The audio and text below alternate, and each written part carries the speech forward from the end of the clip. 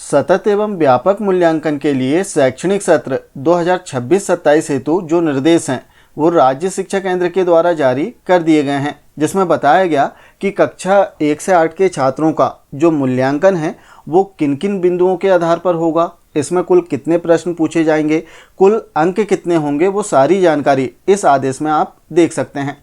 वैसे यदि हम बात करें जो लास्ट ईयर CCE का आदेश जारी किया गया था उसमें और इस आदेश में बहुत अधिक परिवर्तन नहीं किया गया है, यदि एक दो बिंदु को हम छोड़ दें तो, जिसमें विस्तृत जानकारी दी गई है कक्षावार कि किस कक्षा में किस प्रकार से जो सतत एवं व्यापक मूल्यांकन है वो किया जाएगा। जैसे यदि इसमें हम बात करें कक्षा 1 और 2 के लिए, तो कक्षा 1 और 2 में पृथक से किसी भी प्रकार का कोई मूल्यांकन नहीं होगा। इनके लिए FLN आधारित जो साप्ताहिक और आवधिक आकलन है विषयवार किया जाएगा, अर्थात कक्षा 1 और 2 के छात्रों का अलग से और कोई मूल्यांकन नहीं करना है, इनका आवधिक आकलन होगा। यदि संक्षिप्त रूप से इसे हम समझें तो सबसे पहले हम देख लें कि किन किन कंटेंट पर, किन किन घटकों पर छात्रों का जो मूल्यांकन है वो किया जाएगा। तो सबसे पहली बात कि मासिक मूल्यांकन, जो कि पिछले वर्ष भी था, मासिक मूल्यांकन के आधार पर छात्रों का जो मूल्यांकन है वो होगा। इसके अतिरिक्त अर्धवार्षिक मूल्यांकन, यदि हम बात करें शासकीय संस्थाओं की, तो शासकीय संस्थाओं में प्रतिभा पर्व के रूप में हम अर्धवार्षिक मूल्यांकन को मनाते हैं। इसके पश्चात इसमें वार्षिक मूल्यांकन होगा छात्रों का, और वार्षिक प्रोजेक्ट कार्य के आधार पर छात्रों का मूल्यांकन किया जाएगा। इस प्रकार से 4 घटक दिए गए हैं।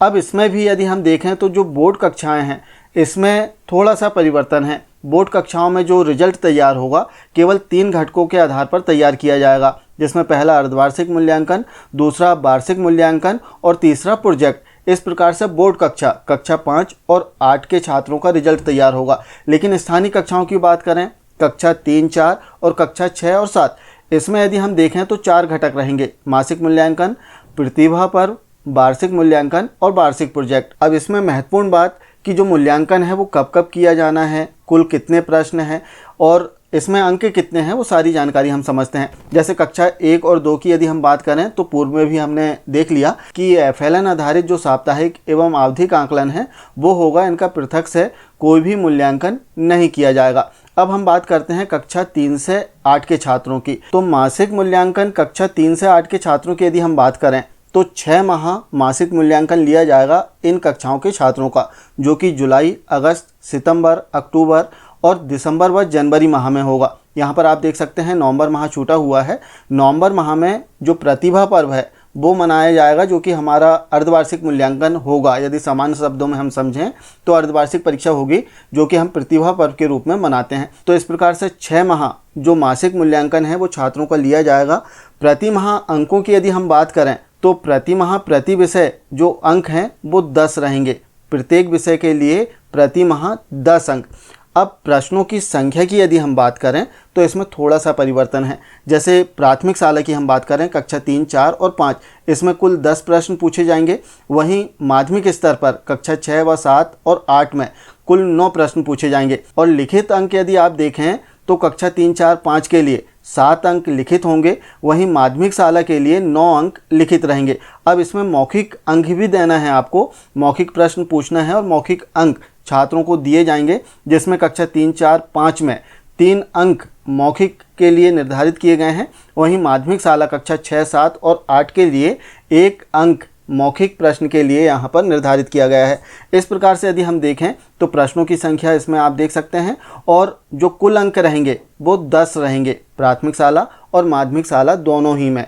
कक्षा 3 से 8 के छात्रों के लिए जो मासिक मूल्यांकन है 10 अंक प्रति माह प्रति विषय लेना है। अब इसमें यदि हम और बारीकी से समझना चाहें कि प्रत्येक प्रश्न के लिए कुल कितने अंक होंगे, तो जो आदेश जारी किया गया है इसमें विस्तृत जानकारी दी गई है। जैसे हम बात करें तो इसमें बहुविकल्पी प्रश्न रहेंगे कक्षा 3, 4, 5 के छात्रों के लिए, रिक्त स्थान वाले प्रश्न रहेंगे, अति लघुत्तरी रहेंगे और लघुत्तरी रहेंगे। इसमें प्रश्नों की संख्या दी गई है। जैसे कक्षा 3, 4, 5 के लिए आप देखें तो 4, 3, 7, 2, 9 और 1, 10 प्रश्न पूछे जाएंगे। तो इस प्रकार से कुल 10 प्रश्न पूछे जाएंगे। प्रत्येक प्रश्न में कुल कितने अंक हैं, लिखित अंक कितने होंगे, वो सभी कुछ जानकारी यहाँ पर देख सकते हैं, और मौखिक अंक कितने हैं वो यहाँ पर देख सकते हैं।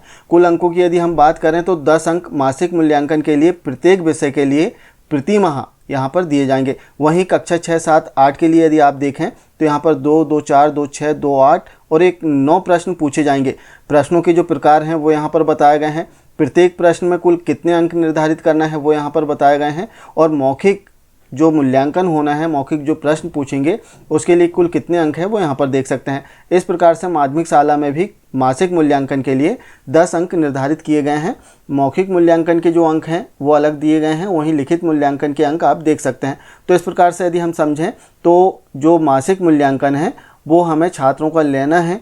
6 माह मासिक मूल्यांकन होगा, माह बताए गए हैं। इसके पश्चात यदि हम देखें तो जो अर्धवार्षिक मूल्यांकन है जिसे हम प्रतिभा पर्व के रूप में मनाते हैं, जो नवंबर माह में होगा। और इसमें चूँकि अर्धवार्षिक मूल्यांकन है, इसमें कुल 26 प्रश्न पूछे जाएंगे। कुल जो प्राप्तांक है वो 60 अंक का इसमें क्वेश्चन पेपर आएगा प्रत्येक विषय का। और जो 60 प्रश्न पूछे जाएंगे वो किस प्रकार के प्रश्न होंगे, आदेश में आप देख सकते हैं इसका ब्लूप्रिंट दिया गया है। परिशिष्ट 2 आप देख सकते हैं जिसमें बताया गया है कि किस प्रकार के प्रश्न रहेंगे। जैसे मल्टीपल चॉइस क्वेश्चन जो हैं वो 5 क्वेश्चन पूछे जाएंगे। फिल इन द ब्लैंक्स जो रिक्त स्थान वाले क्वेश्चन हैं वो पूछे जाएंगे। इस प्रकार से यहाँ पर आप देख सकते हैं जो प्रश्नों के प्रकार हैं वो बताए गए हैं और इनके जो अंक निर्धारित किए गए हैं वो भी इसमें आप देख सकते हैं।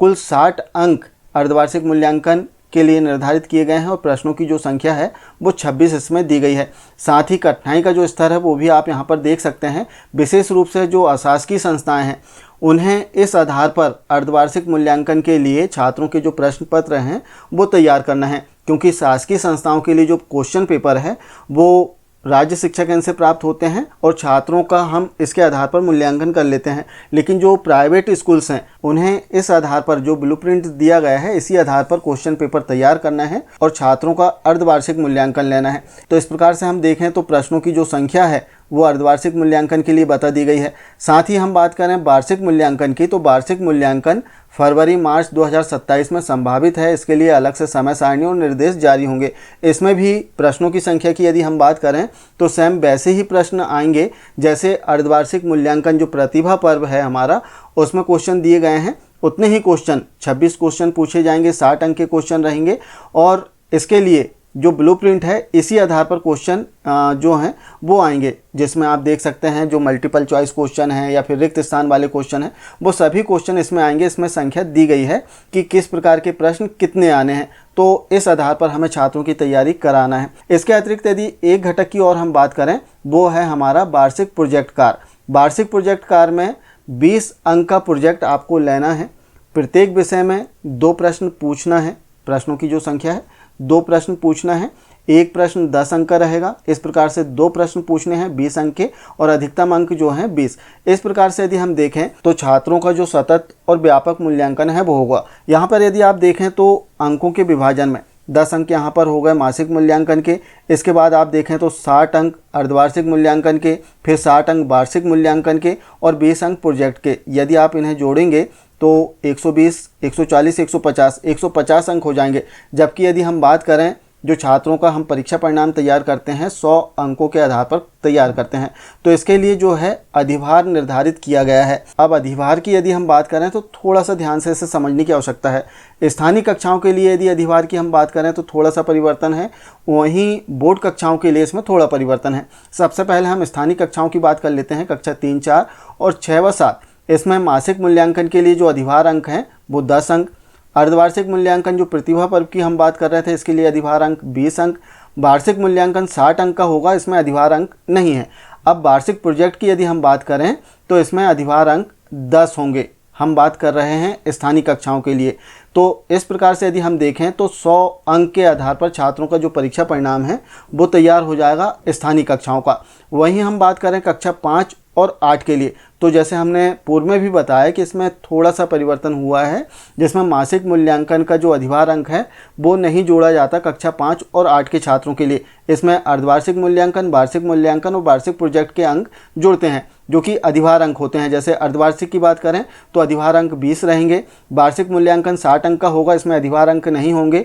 वार्षिक प्रोजेक्ट 20 अंक अधिभार अंक होंगे। इस प्रकार से 100 अंक के आधार पर कक्षा 5 और 8 के छात्रों का जो परीक्षा परिणाम है वो तैयार किया जाएगा। अब हम बात कर लेते हैं कि इसमें परिवर्तन क्या हुआ है। तो परिवर्तन में यदि हम देखें तो एक पॉइंट दिया गया है कि जैसे हम बात करें समग्र प्रगति पत्रक की, तो समग्र प्रगति पत्रक शैक्षणिक सत्र 2026-27 के लिए परख NCERT के द्वारा विकसित किया गया है, जिसे लागू किए जाने की योजना है और इस संबंध में जो निर्देश हैं वो राज्य शिक्षा केंद्र के द्वारा जारी किए जाएंगे। अर्थात जो समग्र प्रगति पत्रक है इसका पूरा प्रारूप और इसके जो विस्तृत निर्देश हैं वो जारी होंगे। इसके आधार पर छात्रों का जो प्रगति पत्रक है वो तैयार किया जाएगा। और इसमें एक और महत्वपूर्ण बात, हालांकि पूर्व में भी जो बिंदु है वो था, लेकिन थोड़ा सा ध्यान देने की आवश्यकता है। वार्षिक लिखित मूल्यांकन और प्रोजेक्ट कार्य में छात्रों को अलग अलग न्यूनतम 33% अंक प्राप्त करना अनिवार्य होगा। अब इसमें यदि प्रोजेक्ट में 33% से कम अंक यदि छात्र ने प्राप्त किया है तो वो वार्षिक परीक्षा में अनुत्तीर्ण माना जाएगा। कई बार होता क्या है, विशेष रूप से यदि हम बात करें कक्षा 5 और 8 के लिए, ऑनलाइन इसमें प्रविष्टि हम करते हैं RSKMP पोर्टल पर। गलती से यदि हम कम अंक इसमें प्रविष्ट कर देते हैं और इसके कारण छात्र अनुत्तीर्ण हो जाता है। तो यहाँ पर सावधानी से ध्यान रखना है कि वार्षिक लिखित मूल्यांकन और प्रोजेक्ट कार्य में छात्रों को न्यूनतम 33% जो अंक हैं वो प्राप्त करना अनिवार्य होगा, तभी छात्र उत्तीर्ण होगा। तो इस प्रकार से यदि हम देखें तो सतत एवं व्यापक मूल्यांकन के संबंध में राज्य शिक्षा केंद्र के द्वारा जो निर्देश हैं वो जारी कर दिए गए हैं, जिनका आप अवलोकन कर सकते हैं। जो पत्र है इसे आप डिस्क्रिप्शन बॉक्स में जो लिंक दी गई है इस पर क्लिक करके डाउनलोड कर सकते हैं। तो आशा है जानकारी आप समझ पाए होंगे। मिलते हैं नेक्स्ट वीडियो में, तब तक के लिए जय हिंद।